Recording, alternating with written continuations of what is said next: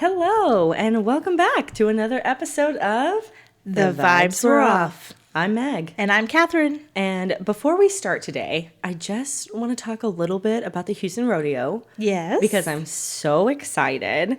And we will be going. We will be going, or maybe by the time you're listening to this or seeing this, we have just gone. Because we're going to go see Tim McGraw. Yay. So excited. What are you the most excited for? Sorry, I had a little burp. The most excited thing is, the concert is awesome, but I just love the rodeo. The rodeo. Like, I like to see the events, and I noticed, correct me if I'm wrong, but I feel like last year they only still had, like, the women's barrel racing. Yeah. Like, I feel like that was the only female sport. Yeah, category. But this year, there was also female, the steer, and they rope them. Steer wrangling. Steer roping. But it was ladies, and I was like, ladies! We are coming up. Yeah, so I was so excited about that. Good. And also, I love when they have the, the counter for the bull riding. It's like cowboys versus bulls, and, like, who's winning. Oh, yes. And the bulls definitely won, are winning so far. Yeah. Which is, I don't know. It just makes me, it's always it makes fun. me laugh. Yeah. So I'm looking forward to everything. Yeah. Yeah. I'm excited for the bull riding, obviously. That's a fan favorite. But then the mutton busting. Yes. So cute. Oh, yes. With the calf scramble. We love that. Yes. When it doesn't go on for like 2 hours. They When can it's get them quick. quick. Yeah, it's good. And then the chariot racing. What is that called? Oh, yeah. Is it chariot racing? I think it is. Or wagon. Wagon something. Something, yeah. It's really fun. We like that. Yeah. I'm just so excited about it. I was like, we have to talk about the Houston Rodeo at least a little bit. Yeah. So, yeah, and we're also going to be wearing some T-shirts for our podcast while we're there to, The Vibes Were Off t-shirts. yeah, get people interested in what we're doing. Yeah, do a little grassroots marketing. Yeah. So, if you will. If you haven't told somebody about us yet, pass it on to a friend. We're trying to grow. We want to, do something with this the white wall behind us. So we need a sponsor. Yes. We need like a neon sign. Something. I know this is kind of boring. Like a couch, maybe, situation. But in order to do that, we need sponsors. Yes. So talk us up. Have your friends listen. Leave comments. Yeah. Interact. Subscribe to things. Give us ratings. That helps get it out there to new people. Yeah. And then also, we've been kind of thinking about doing a Patreon. I don't know if anybody would be interested in that, but... Toying with the idea? Toying. We're towing it behind us. But just, giving, obviously different levels. And, it would be an extra episode or 2 a month, which is really exciting because we have a lot of fun and we have a lot of good episodes that we want to get out. We want to do some bonus episodes, maybe about, crazier things. Like alien abductions and, Moon landings? Yeah. Question mark? Bigfoot? I don't know. Yeah. We could do anything. So if you're interested in that, let us know. We might start doing something like that. Yeah. And I was thinking about, I think I texted it to you, but there's a new series on, I think it's Netflix, about the Texas Rangers and all of the things that they do. So like a Texas Ranger series, which would be exciting. So. Let us know. Would you be interested in a Patreon? Would you subscribe? Would you enjoy it? Let us know. Yeah. It'd be fun. Okay, so let's get into our episode for today. This one was another request by my friend Alexis. Shout out, Lexi. Hey, Lexi. So you're going to want to buckle up for this one because it hits very close to home. Oh, very close, she says. Yes. Trigger warning for gun violence, and this incident does include the murder of children. Oh. So just... Okay, it's a tough one, but there is a survivor. We do have a survivor, but just want to put that out there because it's rough. Okay, so today we are going to talk about the survival story of Cassidy Stay. Okay, I do not know the story, which is interesting. I was going to say, now, does this ring any bells for you? If not, it's okay. It might as we get into it. Okay. And to tell our survivor's story, we have to start at the beginning. Mm-hmm. And this all starts with a man named Ronald Haskell Jr. Okay. All right. So Ronald was born on August 26th, 1980. He lived in San Marcos, California. Okay.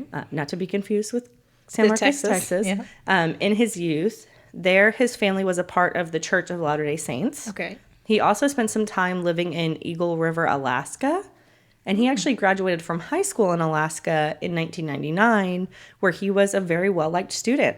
He was voted class clown, and he even won prom king and homecoming king. Oh, wow. So he's pretty popular. He's like the Okay. funny guy. Yeah. Yeah, like looking at pictures of him, and y'all will see pictures. Not the most attractive man, But he was I guess funny. he had a good personality. Yeah. Yeah. So he married Melanie K. Lyon. I think that's how you spell this. They say the last name. In March of 2002. The Lyons and the Haskell families were both members of that same church in Southern California. Okay. Yeah, so there's a small church there, and that's kind of how the families met. Melanie and Ronald moved to Utah in 2006. Not surprising for that church group. Yeah. Utah is a good place to big in be, Utah, I guess. yeah. And they had 4 children together. But by 2008, the marriage had deteriorated, which it really wasn't that long until it kind of went south for them. When were they married? In 2002. Okay, so 6 years. Yeah. Okay. And I'm gonna say this probably was like a gradual Well, that's a lot of kids decline. in 6 years. Yeah. Yeah, it is a lot. Yeah. So Haskell was actually charged with suspicion of domestic violence, simple assault, and committing an act of violence in front of children after he reportedly drug his wife out of bed by her hair and hit her on the side of the head. What? Yeah. Yeah, no, divorce immediately. Yeah. Yeah. So he denied this claim, saying that he only pushed her. Oh, that's it? But as you can imagine, I'm sure that the violence didn't start there or end there. And it seemed like Melanie finally had enough in July of 2013. Okay. So she had probably endured a lot. It's a long time in between that. And she actually filed for a protective order against Ronald in July of 2013. Okay. She then filed for divorce in August and gained full custody of the children by October of 2013. Okay. Yeah. And that's when Ronald moved back to San Marcos, California to live with his parents. And Melanie moved to Houston, Texas. Oh. Well, the Houston, Texas area to be close to her sister. Melanie's sister, Cassidy Stay, lived in the Spring area. Yay. Yeah. With her husband, Steven, and their 5 children. Oh, that's so many kids. They had a lot of 9 kids in one house? So I don't know that she moved like into their house. I think she just moved like into the area to be near her. Okay. Yeah. Steven's parents also lived nearby, which was nice to have them near. And then, I put in here, the Stay family also had a connection to that church in Southern California. Oh, so right. that's how Cassidy Stay and Steven met, was in that church. So kind of the same place that Ronald and Melanie met. Okay. So they all knew each other. Small community here. Yes. So they had known each other for a long time, and the divorce was particularly hard on Ronald's mom, Carla Haskell. So she had known Melanie for a long time and didn't want to cut off communication with her or the children. Yeah. So on July 2nd of 2014, things would come to a head in the Haskell home when Ronald found out that Carla, his mother, was still communicating with Melanie. But shouldn't you want a good relationship with the grandmother of your children? Maybe a normal person. Yeah, okay. He's not. No. Got it. He's not a great guy. Ugh. Yeah. So at hearing this news, he forced his mother into the garage, duct taped her to a computer chair, and held her for 4 hours as he threatened to kill her and everyone in their family. Oh my God. Because she was talking to his ex. I think that's the end of the relationship. Oh, yeah. Well, when Carla was able to get free, she called the police and tried to get a restraining order against her son. Can you imagine having to get... That's wild to me. I can't imagine the, just bone-deep sadness you would feel. Yeah. Being, kidnapped and mentally tortured by your son. Right. Like, let alone everything else that happens after that. But just like you're sitting there and you're like, oh, this is something I can't control. This is my baby. And we're off. Because I'm sure she was thinking, like, right, she had to have known, like, something is wrong with him, like what he did to her, Melanie. But you're thinking, he's my son. Right. He wouldn't hurt me. He wouldn't hurt me. And then he did. Yeah. Yeah. That's I don't know. If my son ever goes through a messy divorce where, like, he's been accused of violence. Yeah. Well, not only just accused, like, he was found out to be doing that. I'd be like, no, you can't stay with me. Yeah. You need to go get some help. Yeah. Yeah. Absolutely. I'll help you get some help, but you can't you stay with me. Yeah. So, yeah. But after that, they were actually unable to locate Ronald after that incident. Scary. Yeah. Yeah. And I just want to talk about I put in here, can we talk about restraining orders for a second? Because, okay, I understand why they exist, right? Because there has to be, like, a paper trail for the police to be able to do stuff. But rarely does it ever protect the victim, right? Because the paper, what do they say? Like, paper can't stop bullets? they can't. Right. Or a fist or whatever it is. Yeah. And the fact that, like, that has to come first before, like, these people can be held accountable, that's wild to me. I've seen a lot of stories that when they get the restraining order, they're begging for some more help. And the judge is like, well, we have to start here. We have to do this here. And she's like, well, or whoever is like, well, when you find me dead, just know that it was this person. Right. And I'm like, and that's what it has to take, though. They have to do something they have to physically hurt you. Which is wild to me. So I want to jump back to the Stay family now, and I want to tell you a little bit more about them. Okay. So the family of 7 lived in the greater Houston area. They had been there for a couple years. I keep saying, like, the Houston area because Spring. But yeah, if you don't know the area, but we're from Spring, so familiar with the Spring area. They had moved from California in 2012. Okay. So we had 39-year-old Stephen Stay, who was in real estate, and 34-year-old Katie Stay, who volunteered her time to a special needs youth baseball group. Oh, that's nice. Okay. Yeah. So Stephen also helped as a coach. Okay. In the league there. So seemingly nice family. Very, very nice family. They had 15-year-old Cassidy, who attended Klein Collins High School, which is where we both graduated from. Yes. And then they had 13-year-old Brian, who attended Schindewolf Middle School. Okay, you went there. I went to Schindewolf, yeah. And Brian had a cerebral palsy, which probably fueled their passion for being involved with the special needs baseball and being involved in things like that. So, and then they also had the 3 younger kids, who were 9-year-old Emily, 7-year-old Rebecca, and 4-year-old Zach. Okay. So, do you know what elementary school they went to? I think it had to have been, was it Dabbs? They were in Enchanted Oaks. Oh, okay. Neighborhood. Yeah. If you know, you know. Yeah. So, but I can't remember which. Yeah. I think it started with an L, but that's all I got. Okay. Anyways, but yeah, friends and neighbors said that they loved being around the Stay family. They were a very, very nice family, very close to one another. Not perfect by any means, but you could tell they loved each other. Yeah.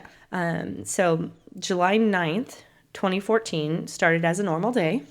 Katie and Stephen Stay had some errands that they needed to run, so they loaded up the family that morning. Cassidy, being the oldest, was allowed to stay at home while they were out. While they were out, a man in a FedEx uniform came up to the house and asked if her parents were home. She told him they weren't there right now, and then he left. It seemed like an ordinary interaction. He must have had a package or something that her parents needed to sign for, and Cassidy didn't think much of it and just continued on her day. A short time later, the FedEx delivery driver returned. Yeah, because she's alone. Well, yeah. He knows she's alone. This time, he was holding a gun and ordered Cassidy back into the home, where he took her phone, tied her up, and made her lay face down. Oh, God. He revealed to her that he was her ex-uncle, and he was looking for her aunt. Ex-uncle? How do you be an ex-uncle? So, Katie Katie's sister is Melanie. And Melanie had just divorced Ronald. Oh, okay. Jeez. I need like a graph. Yeah. A spreadsheet over here. Who's related to who? Right. What is happening? So they must not have like really known each other that well. Right. Because she didn't recognize him at first. Yeah. As being Ronald Haskell, her aunt's ex-husband. Okay. She didn't recognize him at first.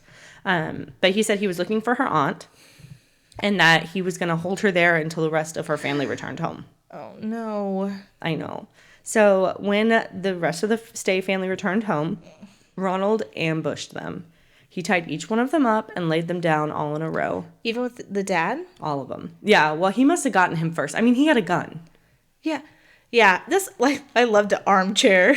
Like, Yeah. I wouldn't have done that. Right. But you would hope, like, this is what, I mean, I have conversations with my husband like this, just in case something happens, of, like, you're only going to have a split second, and you got the numbers at the very beginning. If he's in your house, he's got a gun, he's not just going to let you leave, right? So, like, most likely, we got to ambush him. Yeah. Right off the jump. Like, we're going straight for the attack. See, that's what I think that I would do. But then, right. You have armchaired. Yeah. No, but I get what you're saying. Right? Like, there's so many of you. Yeah. Yeah. But you have to remember, like, some of them are young. They're probably just trying to protect the young children. Like, just do what he says. Of course. And they're probably thinking, too, because they know this man. Right. They're probably hoping they can calm talk him him down. down. Yeah. They're not thinking he's capable of this kind of violence. Wait, sorry if I completely... Is this the same guy that tied his mom up? Mm-hmm. Okay. Well, they knew that? No. Oh. So when they couldn't find Ronald after that incident, it's because he was already making his way from California to Texas. I see. To do this. Okay. Yes. Yikes. Because he blamed her family, Melanie, and like the Stays and that family for the divorce. It wasn't that he was an abusive asshole. Right. Not his fault. It was someone else's fault. Yeah. Got it was Katie's fault and their whole family. So he's going to tie up 7 people. Yeah. And five children. Kids. Yeah. Yeah. So after tying them up and laying them all down in a row, he even counted them to make sure that he had gotten everyone. Which is just like, can you imagine with your family and a guy just coming like 1, 2, 3, like. And your babies. And because your the youngest is what, 4? And I'm sure they're scared. Yeah. Everyone's crying. I can't even imagine. Yeah. So he went down the line asking each of them if they knew where his ex-wife was. What? He was like, "Where's Melanie?" And when they said that they didn't know, he shot them in the back of the head, execution style. So after the first one, how about we try to like fight or lie? Right. I don't know. Yeah. I'm like, it's very interesting, like the way it goes down. Like maybe it all happened so fast. Yeah. I think he probably took out the parents first. I would imagine. So, but yeah. But Cassidy remembers trying to plead with him. She was telling him the kids' names and how old they were in an effort to spare their lives. Mm-hmm. Like she was thinking if he knows how little they are and what their names are. But unfortunately, it did not seem to deter Ronald at all. And just to give you an idea of how much of a monster he was, after shooting 4-year-old Zach in the arm, Zach was able to Why did he shoot him in the arm? I don't know. I think he missed maybe. I don't know. But he got him in the arm. And Zach was able to like kind of get over to his dad, who was already deceased. And why is this? You're trying to make me cry or what? I know. Jesus. And little Zach was trying to like hide in his dad's arms when Ronald came up and shot him again in the head. So like that's the absolute piece of shit that we're dealing with right now. Mm-hmm. In total, he fired 13 shots in the Stay home. Okay. When he was sure that they were all dead, he took their car and left their house. But they weren't all dead. Mm-hmm. Miraculously, Cassidy was not only alive, she was conscious. She got shot in the head? Mm-hmm. Oh my God. She knew she needed to get help for her family, and not just her family inside the house. Right. He's going to the next family. Yes. So Ronald had told them his plan, and she knew that he was heading to her grandparents' house next. So what Cassidy did next was nothing short of heroic. She called 911 to tell them that her family was in dire need of help. She kept her cool. Like, her 911 call was like... Do you have it? So I Can don't. we listen to it? I don't have it. Yeah. I mean, she was a minor at the time. Okay. Yeah. So I was like, I don't know. Yeah. But she's like so calm and collected making this call. It's amazing. She was able to tell him that who had shot her family, what he was wearing, the car that he was driving in, and where he was going next. Yeah. So at first when she called, she was like, my family's been shot. I think everyone's dead. And like, so they're sending ambulances there and that's their first priority. But she was like, but wait, I mean, come help us. But there is a more immediate He's danger. Going to the next place. Yeah. And so they were able to, go and intercept him Before he got there? Yeah. Oh. So, and I also put in here, so when the paramedics got there, they took Cassidy and actually one of her younger siblings to the hospital, but tragically the other sibling passed away shortly after arriving. So one of the other children did make it, but they didn't make it long. And that left Cassidy as the sole survivor of her family. Jeez. Yep. Ronald Haskell Jr. had taken the lives of 6 members of the Stay family. Katie, Stephen, Brian, Emily, Rebecca, and Zach. But with the information given by Cassidy, police were able to find Ronald and corner him. But if they thought it was going to be easy to bring him in, they were wrong. No, just shoot him.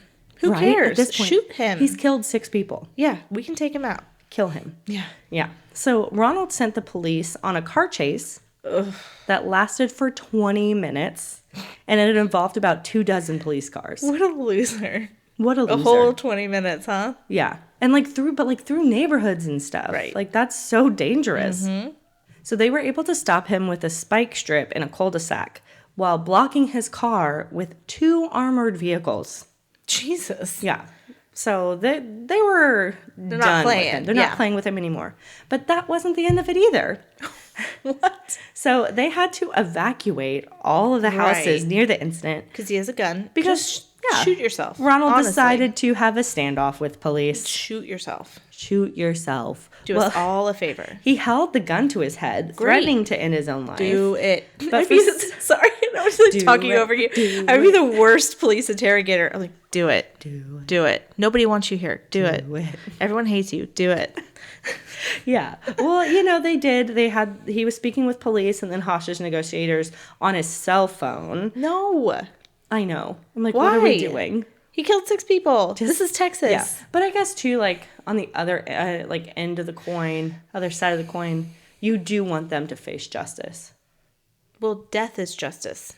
Yeah, but that's a little too easy of an out. You're right. You're right. Yep. Okay. But yeah. I'm back in. But he told them multiple times that he didn't want to go to jail. Oh. He was scared. Probably don't kill 6 people. He didn't want to go to jail. No jail for you. Yeah. So he eventually surrendered without further incident after 3 hours. Stop. They put up with his dumb ass for 3 hours. How pissed would you be if you lived in that cul-de-sac and you're like, is he still here? I got it. Anybody? He's on my property, eh? Right? Yeah. Crazy that it lasted that long. Yeah. Yeah. So at trial, Cassidy recounted the horrifying afternoon when she witnessed Ronald Haskell Jr. gun down her entire family. How she narrowly escaped the same fate because she instinctively covered her head with her hands. See, the bullet had bounced off her hand, so it only grazed her skull. And he didn't notice? Well, I don't know. She played dead. Right. And I guess she did it pretty well. He's an idiot, too. And he's an idiot, yeah. Wow, how smart. Yeah. She did really well. Okay. I mean, she still had a gunshot wound to her head, but it didn't penetrate her brain, which was amazing. His defense tried to claim insanity, as they all do. That's always their go-to. Yeah. Why is that? I mean, you're crazy. You're not insane. Right. You know how hard it is to prove insanity? Yeah. Why is that always what they want to go with? They said at the time he was hearing voices and having hallucinations that made him do it. They said these events were triggered by the divorce and his discovery that his mom still had been talking to his ex. That's not... No. Put me on the jury. I'm ready. Not enough. The prosecution claimed that the only mental illness that Ronald suffered from was narcissism. And that he was absolutely aware of right and wrong when he entered the Stay family home. Yes. Yeah. 1,000%. 1,000%. They also pointed out that he drove from California to Texas with the weapon and the plan to eliminate the entire Stay and Lyons family. Right. Like, that was his goal. Premeditated murder. Yes. He brought the FedEx uniform, and he had a pillow that he had wrapped in duct tape to act as a silencer. Oh. So, like, he had thought about this. I forgot the whole FedEx thing. Yeah. Well, that throws that out completely. Like, he dressed up to disguise himself. Right. To come back as a FedEx man. This was no spur-of-the-moment crime. No. Yeah. He wanted revenge, and he didn't care how many people he had to murder to get it. Yeah. Bottom line. Yeah. So, in October of 2019, so this is a few years later, what is that, 5 years?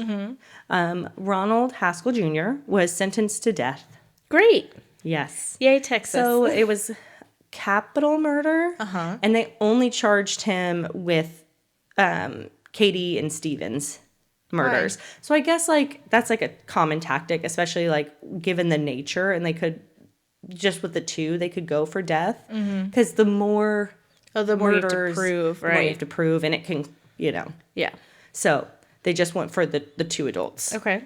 Which I think is nice too because then they didn't have to like go too much. I think into the kids. Yeah.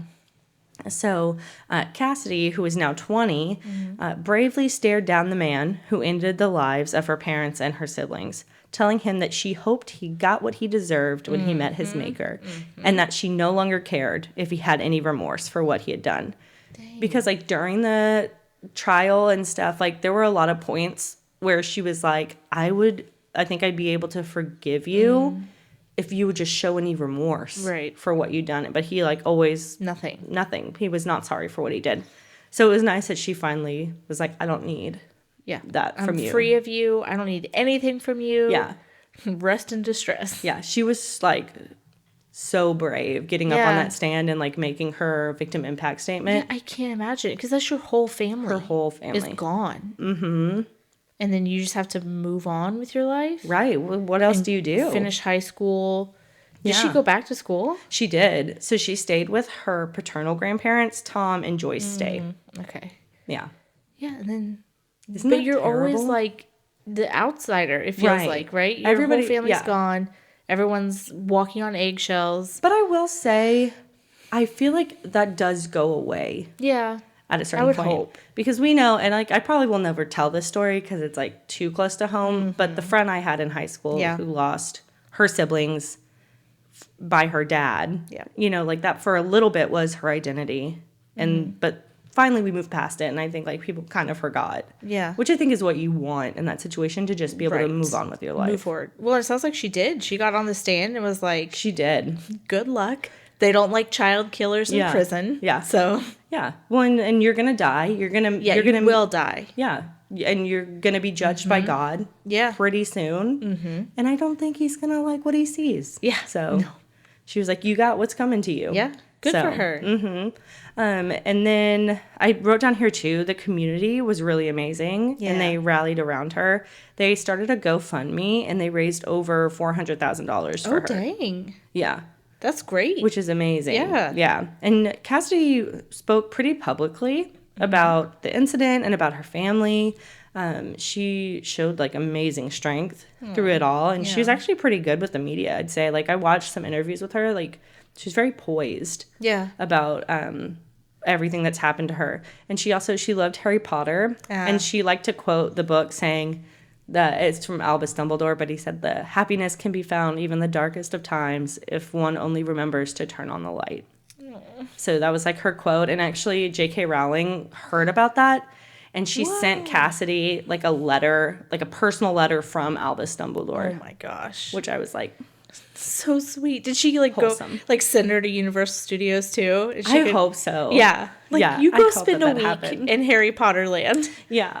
So Cassidy is now married and living her great. best life, and Haskell is sitting on death row in Livingston. They haven't got rid of him yet? How fun. I mean, I feel like it takes a while. With all the appeals and everything. Right.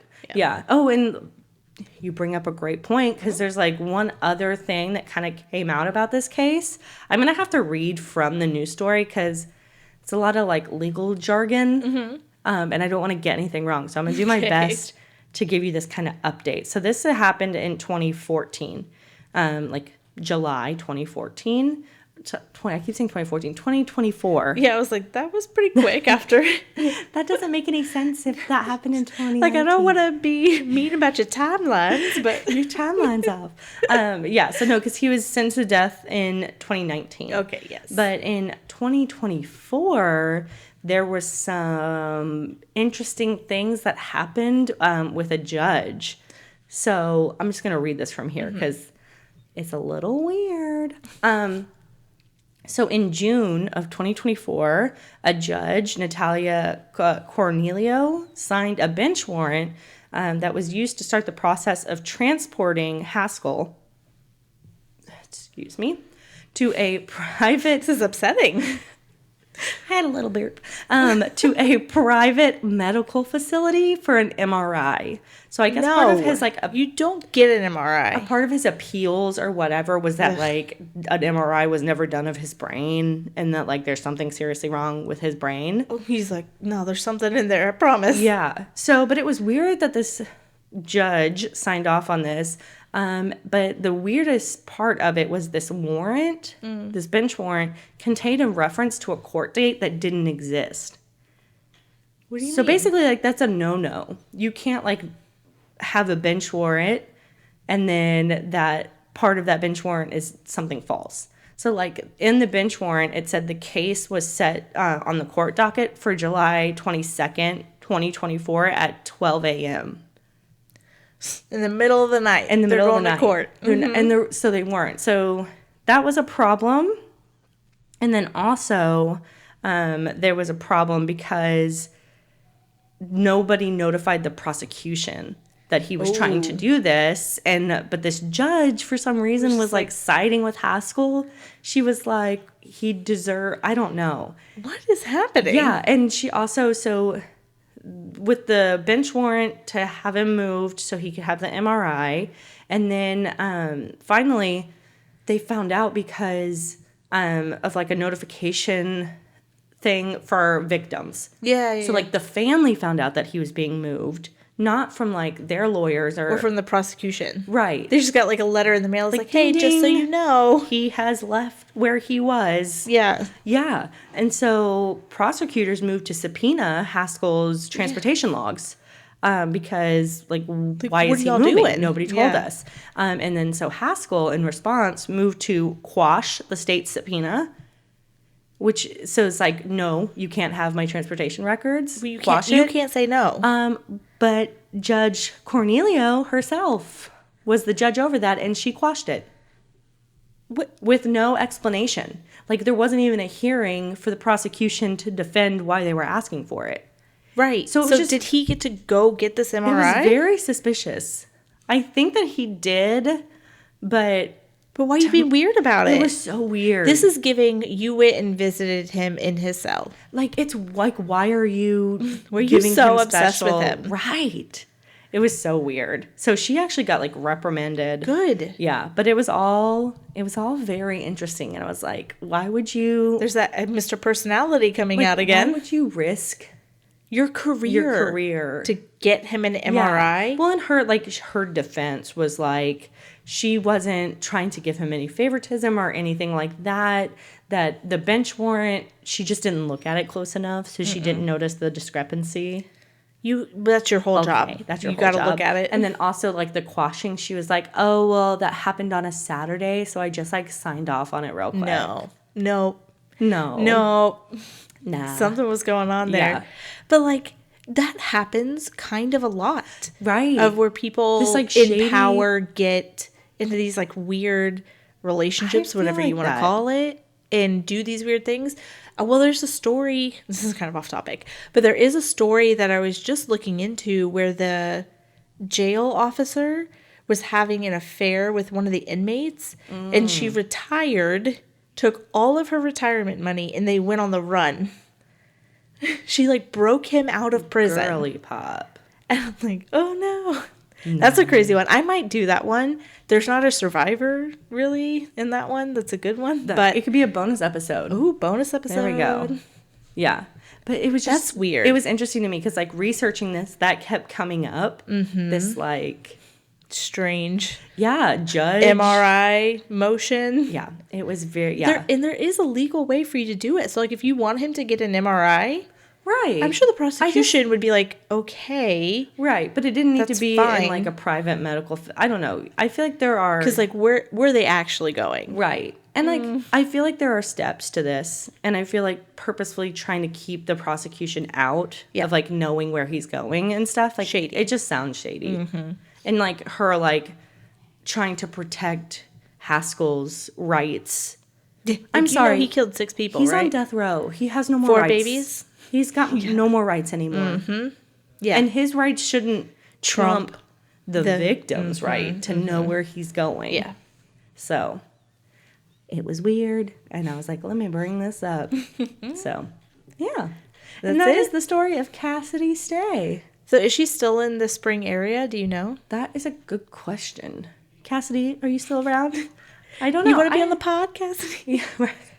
I don't know. It just says that she was married, but not where she was living. Okay. I didn't do like a deep dive into where is she now. No, I'm glad she's happy. Yeah, she's married. That's all I want to know. Like, yes. I don't need to know right where you are or anything, but as long as you're happy. She survived. Yeah.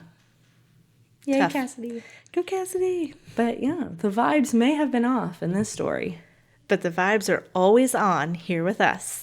Love ya. Love ya. And come back and listen to more episodes. Yay. Bye. Listen to us on Spotify, Apple Podcast, or YouTube. You can also find us on Instagram at The Vibes Were Off, TikTok at The Vibes Were Off Podcast, or good old-fashioned email at thevibeswereoff@gmail.com.